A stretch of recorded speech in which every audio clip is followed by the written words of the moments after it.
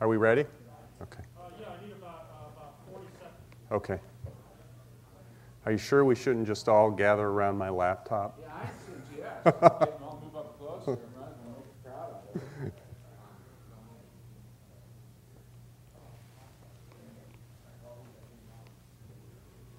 Okay, we're down to about 10 seconds.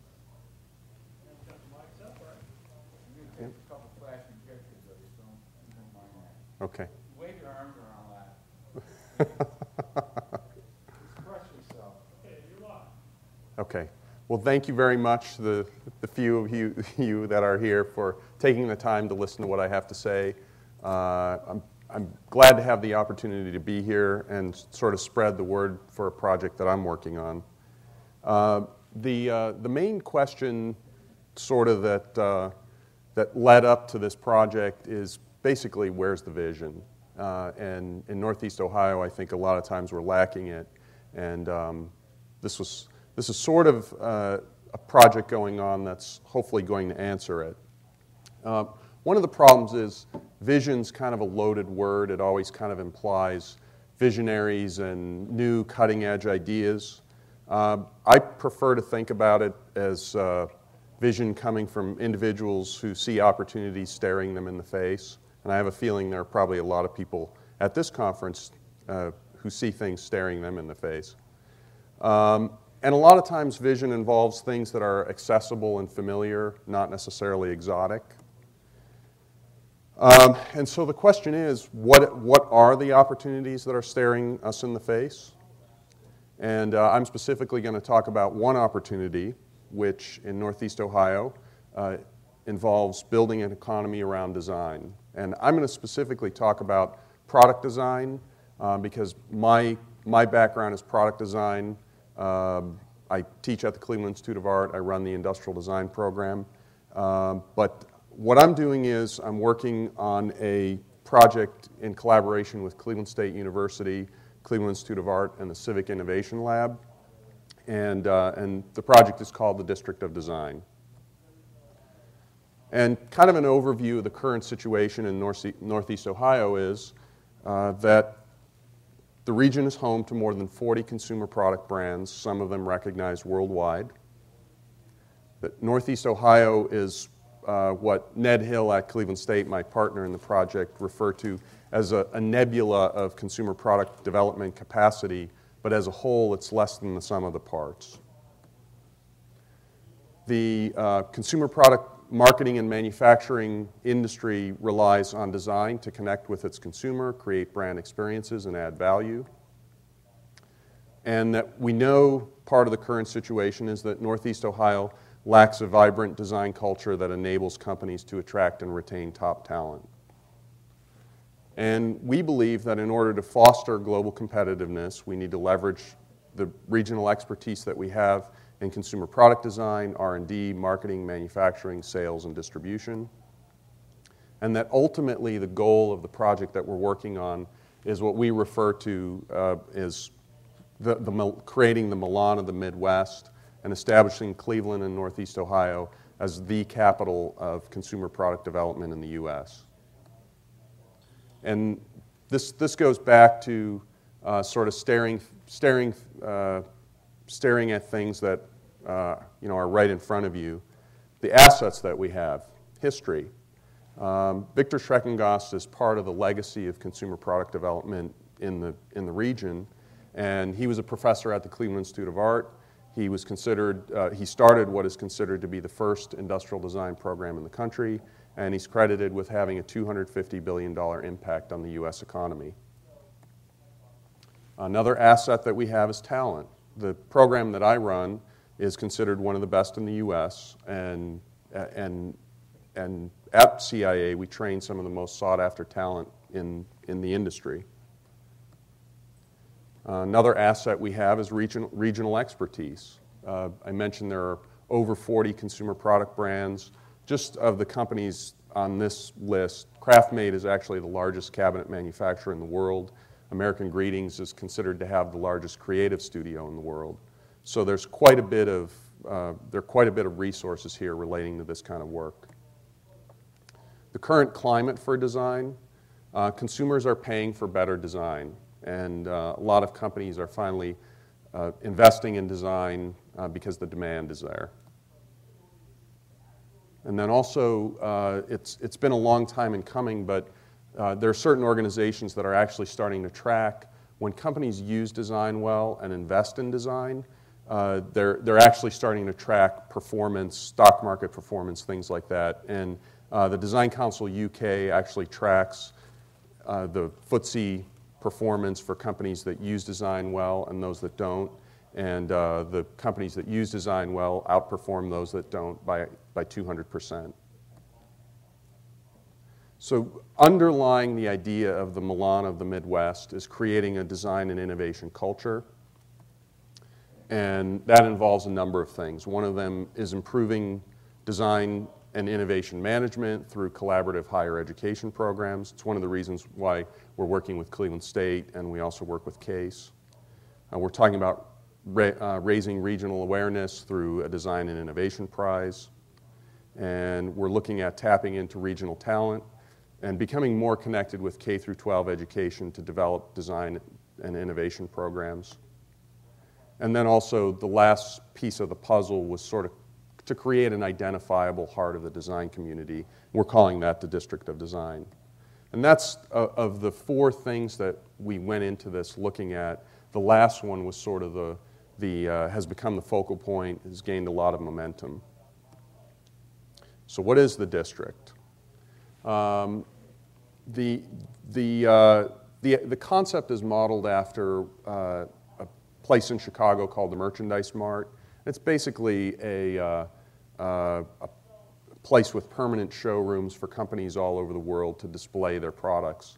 What we're talking about is taking that same concept and putting it on the street level, storefronts, and creating sort of a vibrant street life, really kind of, again, built around regional assets.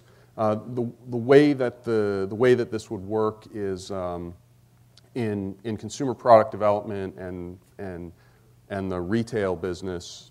There are retail buyers, like for Target or Ace Hardware, that they travel around the country or the world looking for their product line.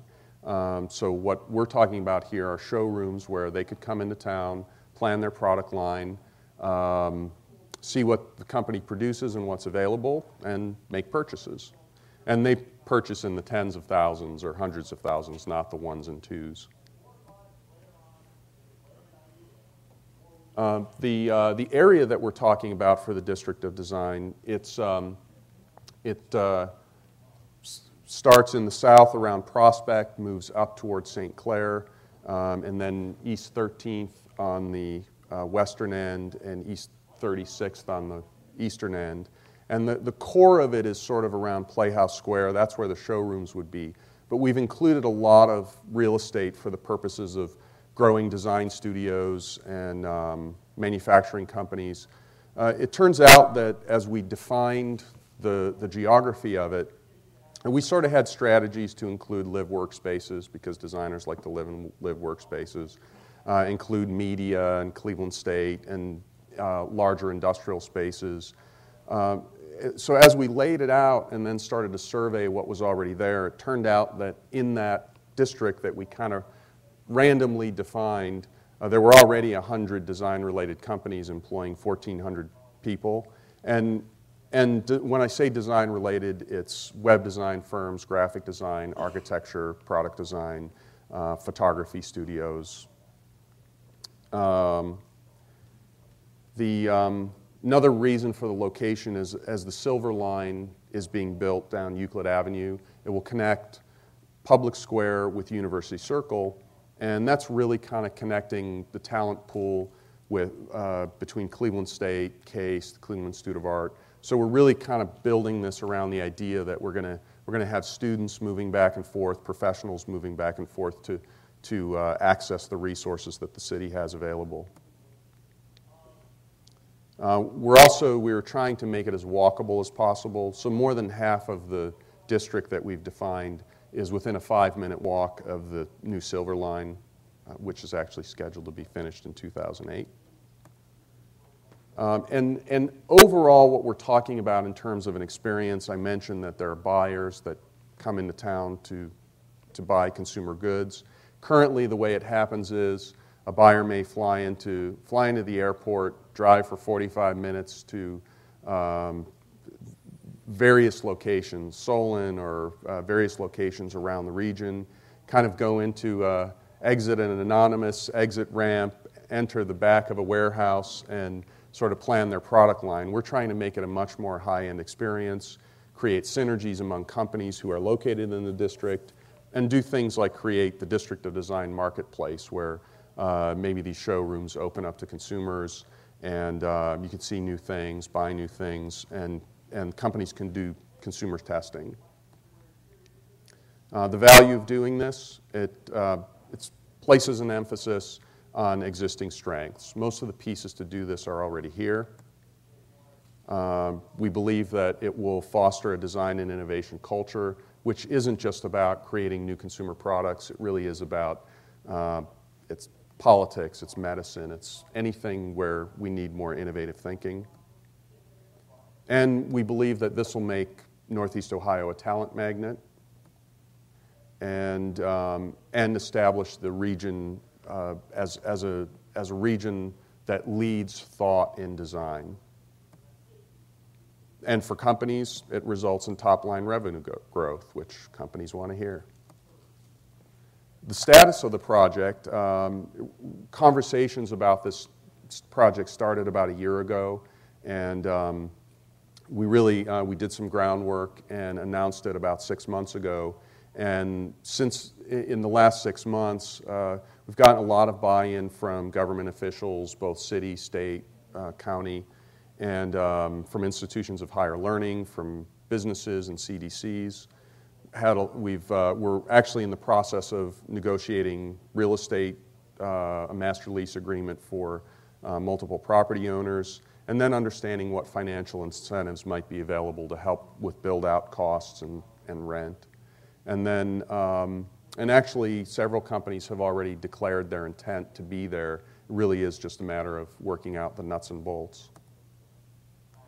And so the basic picture of the project is that we sort of turn some barren streets and that lack any sort of vibrancy and life into basically a commercial district. And hopefully we start, like I said, with the ground level storefronts and then build design studios around it and the support structure needed to support a design industry. And so that's pretty much the presentation. I've probably taken about 20 minutes of my time. Normally I have 40 minutes or so of questions following it, but I don't think I'm going to have that. Questions? Can you go back a slide? Sure.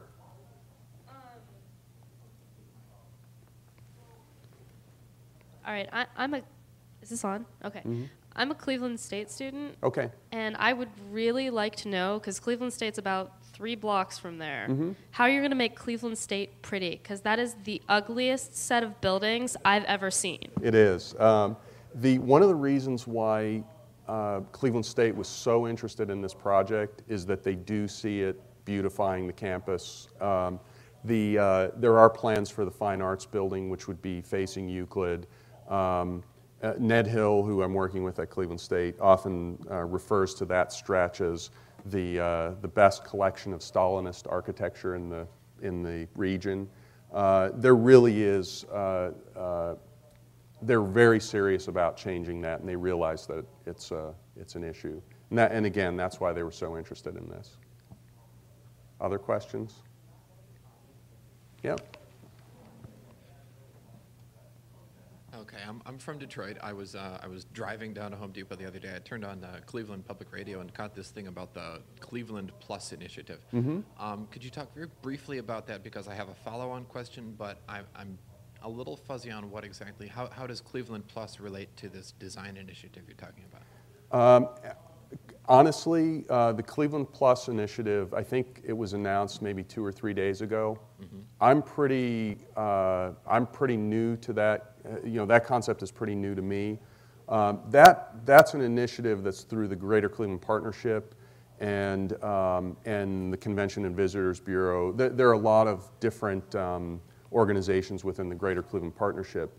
The partnership is one of the organizations that we're working with to make this project happen. So that's a much higher level sort of branding, identity project for the city and the region. This is sort of a subset of it, but they have a lot going on there. One project is the medical mart that's going on. This is a project that's going on, convention center project that's going on. So these are all subsets of a larger strategy to kind of rebrand, create a new identity for the region. Okay, well that's my next question. Is there is a lot going on, and at what point is the energy spreading itself too thin? Where okay, we're trying to call Cleveland, a new center of design. If Mm-hmm. when people say Milan, you don't think of Milan for their cappuccino or anything. You think of them for their design, period. Right. Can Cleveland simultaneously be the Milan and the Paris and the London and the Berlin and the Adelaide and the Tokyo? When you've got so many disparate groups trying to say, okay, we're going to focus all of our energy on making Cleveland synonymous with industrial innovation. Mm-hmm. At what point do all these initiatives? Is there an overall planning, an overall plan that would unite all these? Well, this goes to the question of the overall vision. Honestly, I think one of the things in this city is that a lot of people are tired of waiting for someone at a higher level to do something. And so a lot of people on a much lower level are trying to do things. And it's, it could be a patchwork, and it could be a really nice patchwork. I go to, you can go to Manhattan, and neighborhoods differ dramatically from place to place. Is it the best use of energy and resources to pursue 5 different paths? No. But, people really want to do something, and I think they're tired of waiting. Sure, the shotgun technique has more chances of success, even if each of those chances isn't as great. It's worthy. It is, and in fact, the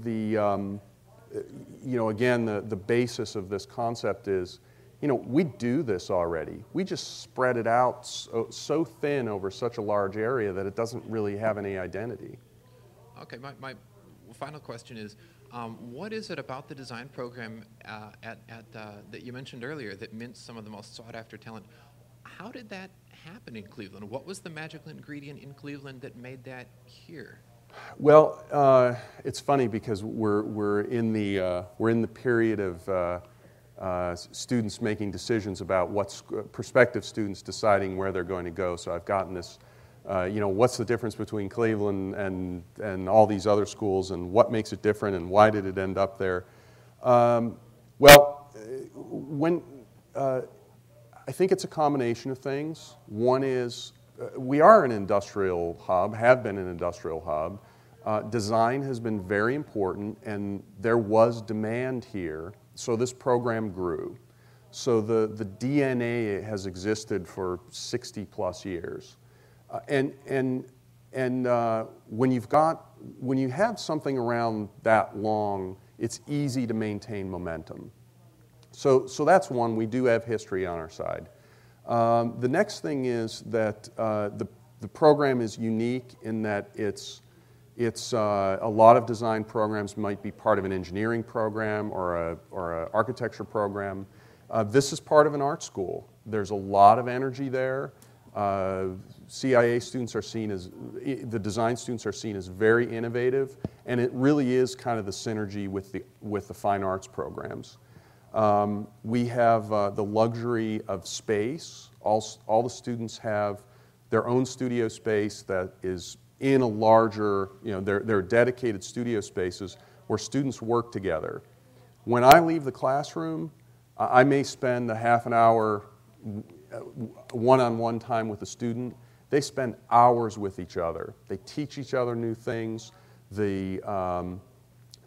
and the students that teach learn what they know, but even it reinforces what they learn. The students on the receiving end, after I leave, the learning keeps going on. So it's a really dynamic environment. And you know, why Cleveland? Well, you know what? We had space, and so the studios are big, and all the students have space. So you know, that's an advantage. All our faculty are practicing designers. We don't have a whole lot of traditional academics. So we're all out there doing what we do, understanding how it works, and trying to do it at the leading edge. So we're lucky. I can't point to anything else. We have all the combinations of the right things. Was another question?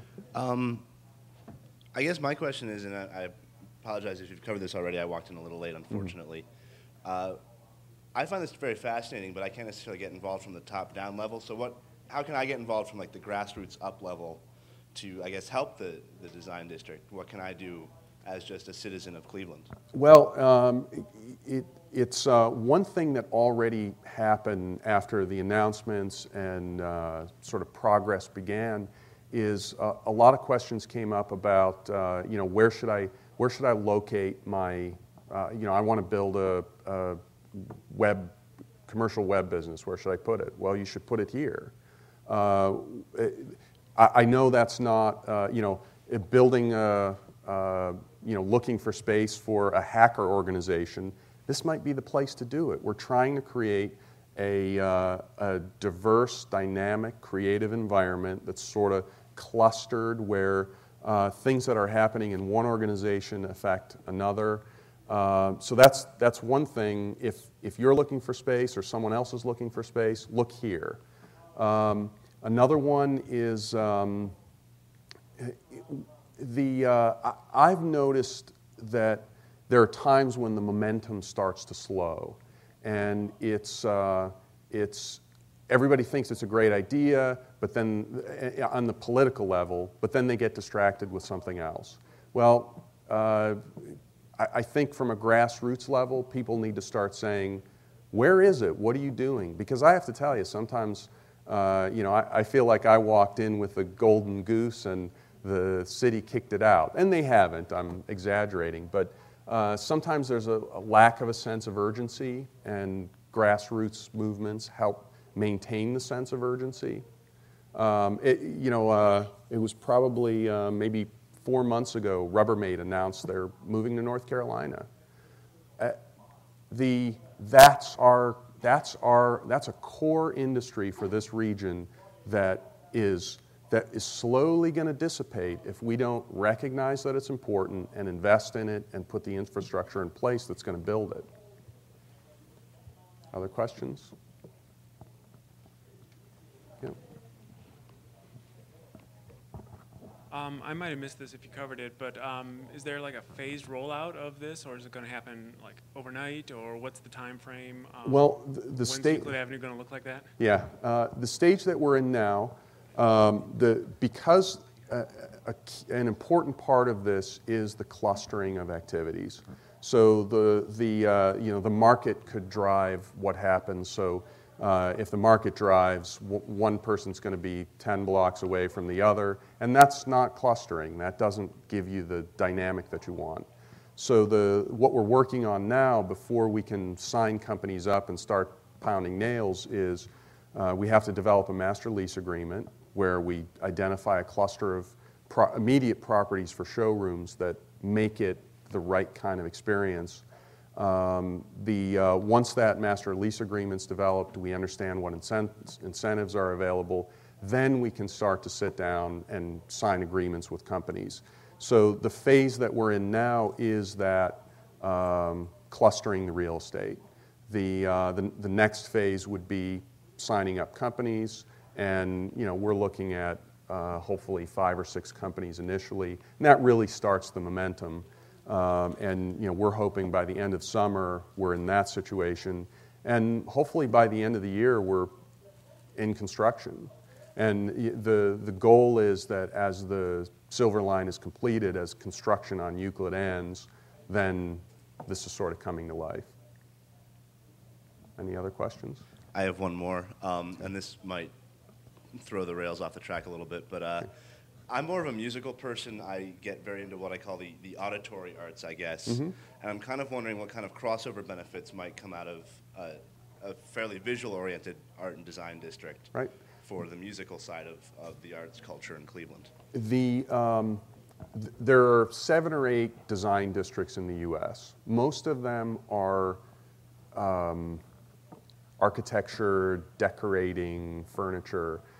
So consumer product design was a differentiator. It draws on existing assets. It's a clear differentiator from the Pittsburgh design district, which is its furnishings. So the idea of concentrating on visual and product design is just a differentiator. If this isn't architecture, graphics, interior design, furniture, art, studios, culinary, music, if it's not a creative hub, it's not going to have the desired effect. And in fact, even in product design, it's gone beyond the object, and it's the experience that people are interested in, and that's sound, and it's visual, and it's tactile, and it's a lot of things. So it needs to have all those inputs. I had a quick question. Yep. I'm not sure of the relevance of it, but do you feel that Cleveland's geographical location may have a huge part in it? As far as it being between like Chicago, between Akron, between New York, all the other different big cities.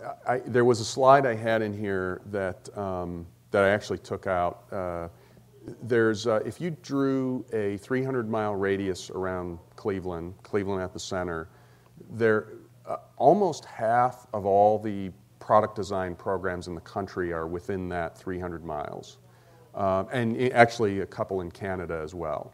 So it's not a mistake that all of those product design programs are in that. It's where a lot of industry was. It was a population center.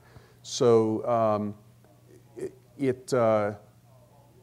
just as a starting point, there's an enormous amount of talent. When I go to Industrial Design Society conferences, about a third of all the attendees at the conferences they either went to school in Ohio, they're from Ohio, they work in Ohio. This should be the design state. I mean, we produce a third of all the designers in the country, and we're a small percentage of the population. So, even that, there's something, again, back to the DNA. There's something in the soil that's breeding designers. Yep. Forgive me for using leverage as a verb, but at what level can you leverage that, the Clevelandness of the field? You know, when you're at an international conference or something like that, just throw in a couple of in-jokes and make all those other people in the audience feel like, oh man, I should have been in Cleveland. and to what level might things like that already play a role in those sorts of conferences and events like that already? Well, I'll tell you, when this was announced, within days it was on the blogs for the IDSA, all these design organization websites. Well, actually, I should say, I mean, it was within 24 hours, and then 24 hours after that, we were already getting the emails from alumni or Ohioans who had moved away and said, basically said, wow, this is a reason to come back. So and there are a lot of people out there who are looking for a reason to come back, but they're in Boston, and Boston's cool, and there's a nightlife, and all these cool firms to work at. And they're looking this way, saying, well, when is that culture going to happen? Well, this gives them enough hope where when they start making the return trip, they're going to build that same kind of environment. The funny thing about the Milan of the Midwest, it was kind of a joke that I made 3 or 4 years ago. And people didn't laugh. They came up and said, hey, how do we do that? so in that sense, you know, I was telling someone the other day that Boston refers to itself as the hub, and no one really knows why they refer to itself as the hub. Well, the reason why they do is Longfellow or someone wrote that Boston was the hub of the universe. Like, man. Well, people don't walk around there saying, hey, I live in the hub of the universe, I'm the best, you know, the universe revolves around me. But it's kind of an aspirational, you know, we want to be a center of culture and commerce. You know, we need to start thinking of ourselves as that center of culture and commerce, and then, you know, we can say, hey, you ought to be here instead of there. Any other questions? Yeah, about the buses, you touted the Silver Line as something that was going to do great things for the design district. I think we ought to ponder, and I don't think people have thought about the bus lines very much, and the Silver Line is not a panacea. Lord knows all you have to do is run a bus frequently and you have access. Yeah. And the one thing we found going around Cleveland is that they don't run buses at the off hours, where you could hope to have a nightlife, and they certainly don't run them frequently enough in the on hours or the off hours. And I hope we address that, not only the Silver Line, but also any other line that could bring you to the design district. It always amazed me that I could go to Paris and figure out when the bus or the train was coming or what the schedule was. In just about any other major city, it's really easy to know, if I wait here for 10 or 15 minutes, a vehicle is going to show up that's going to take me here. Exactly. It's a problem. And I think the RTA right now is struggling with ridership, and part of it is, I guess, bad signage, not frequent enough, but We try to buy weekly and monthly tickets, but it's a false economy if, in fact, you can't use them often enough. And also, if you're downtown off hours, you're not only wasting time, you're putting yourself at risk. right. You're on public square, you wait for 2 hours, and even the cops aren't there, and you start talking crazy like the homeless. Until we have a large population living downtown and through this area, the public transportation is going to be it's going to be one of those things they can write in the travel guide. Has public transportation. Well, transportation actually has come first before you get residency or board shoppers. The transportation must come before the resurgence in the population or Well, the there is resurgence in retail. transportation now. You can drive and park anywhere. Exactly, and we'll tear down a building if you're dissatisfied. Right.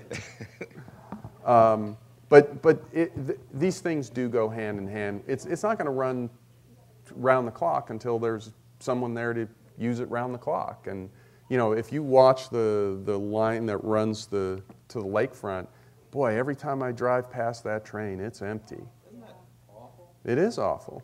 But I'll tell you what, I don't know how many times I've heard family and friends say, it's really great, it's free one way and you pay to come back, so I walked back. Boy, you showed them. Any other questions? Go ahead. Will you come back next year and update us on the progress? Sure. I hope so other people will be here to. They were all concerned about security this year. Okay. If that's all. Oh, I see a hand back. Oh, go ahead. What's the plan with the design district? Is it strictly just building buildings? Or No, actually, repopulating what we have? Ultimately, it's about thought leadership and design. It's the newest ideas come from here.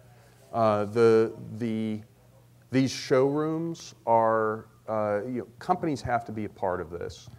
If you make the sales function of a company more efficient, they listen.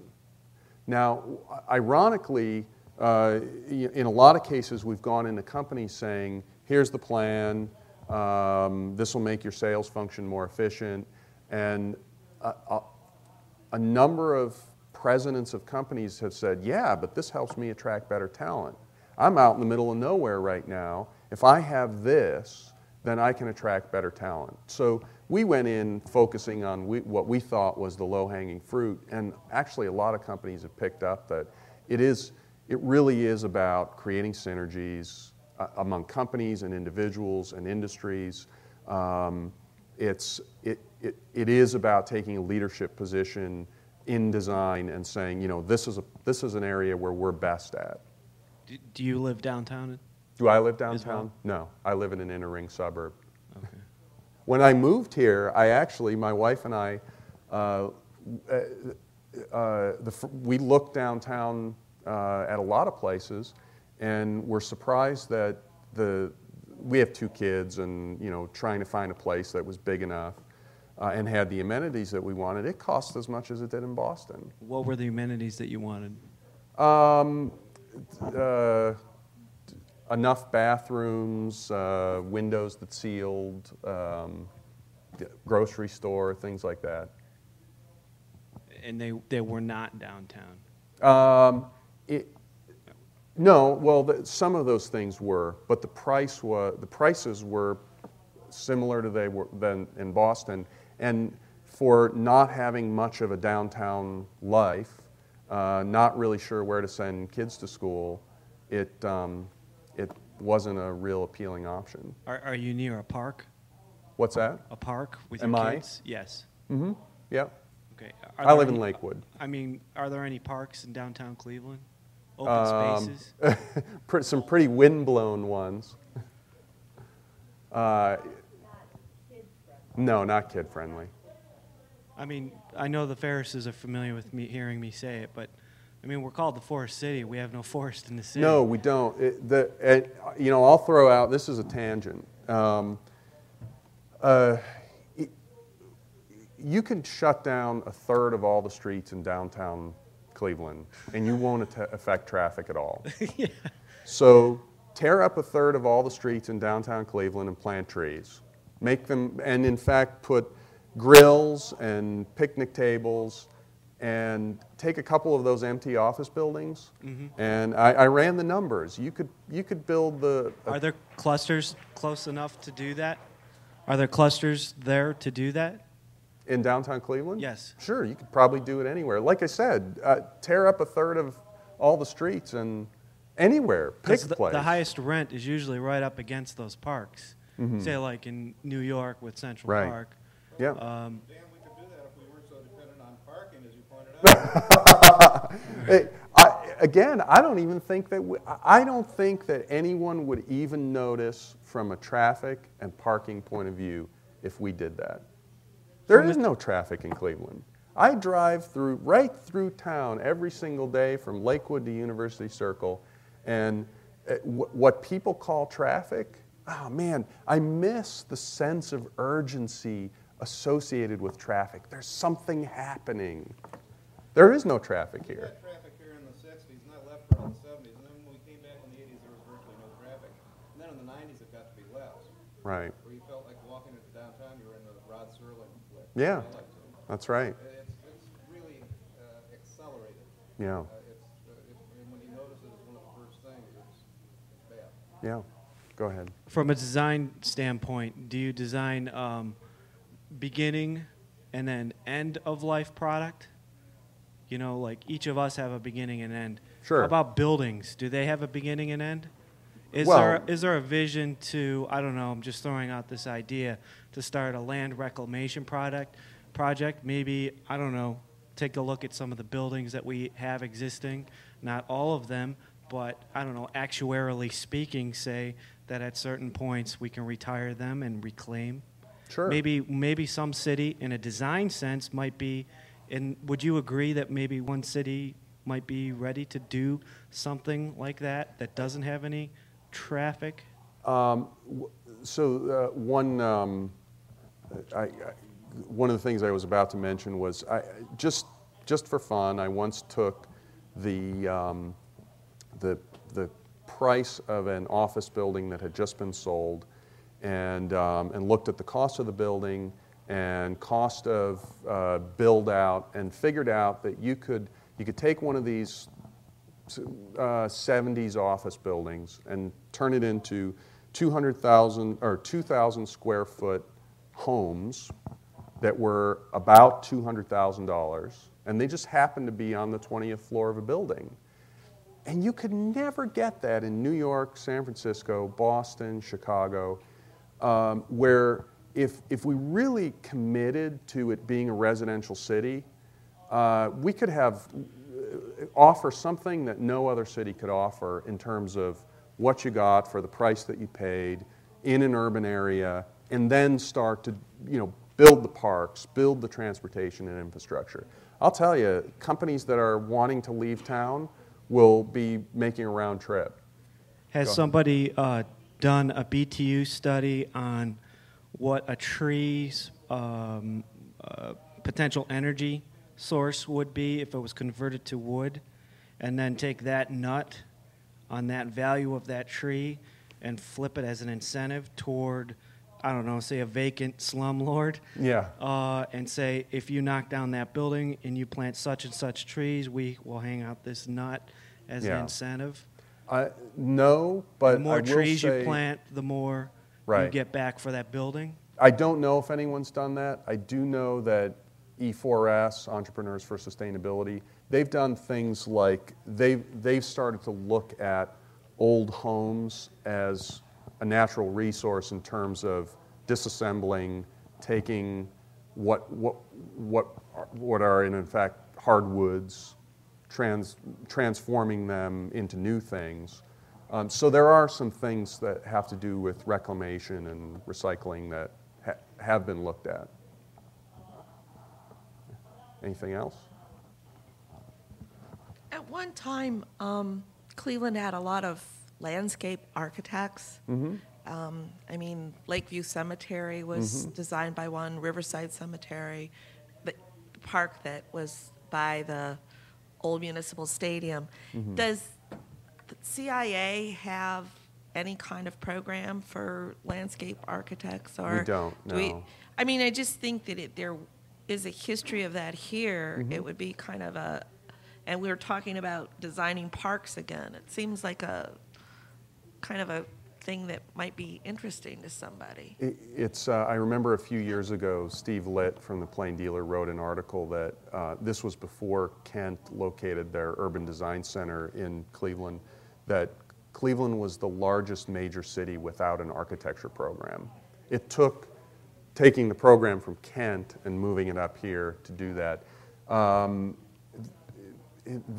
don't know if CIA is the right school to create a landscape architecture program, but not only do we need an architecture program, but I think you're right, we do need, I mean, the metro parks, it's a model of landscape architecture and, public spaces. My daughter is a runner, and she goes to a lot of different cities and runs in their park systems, and she feels that Cleveland does not, in this region, we really do not promote that to young people. No, we don't. As a lifestyle option. Because she says it's by far the best in the country as far as how far you could run, how far you can bike without ever seeing, a lot of traffic. I started my morning this morning at 8:30 in Rocky River Reservation, so. Actually, I want to talk to Gloria. Hi. But we were driving around the other day and just rubbernecking and saying, this is not a bad town. All it needs are a few landscape architects and a lot of gardeners. And actually, one thing you can do right now is you can start with a lot of gardeners, just taking care of what you got and doing some plantings. And this is the city that had beautiful sycamores on the public square and took them down. What are those bushes we have out there? Can anybody tell me what the bushes are? Are they I thought bushes? those were telephone poles. No, they should be blooming in a week or two. But anyway, I just wanted to talk to Gloria. So we're giving this guy a workout here. Any other questions? Well, thank you very much. I'm glad the crowd grew a little bit. It's still turned into about 40 minutes worth of questions. Oh, okay, good. Thank you. So is that the projection for the Yep, this is, This is before I had a moon landing with a guy with a moon cart. So. Oh, I see. Yeah, no, that's now. That's the way it is now. Yeah. Okay. Oh, this is my Before shot or present shot.